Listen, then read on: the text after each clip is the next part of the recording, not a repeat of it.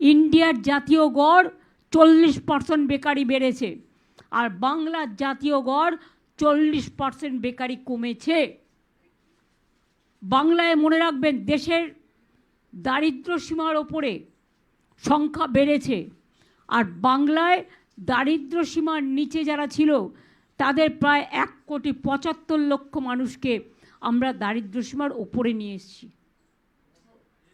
মানুষের যে কোনো সোশ্যাল ইকোনমি সব কিছু ডিপেন্ড করে গরিব মানুষ,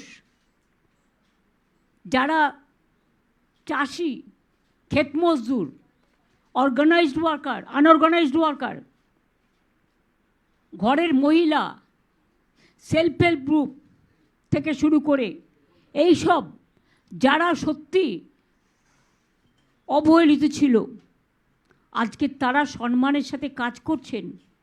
এটা খুব বড় ব্যাপার। এবং Bengal is the destination for industry.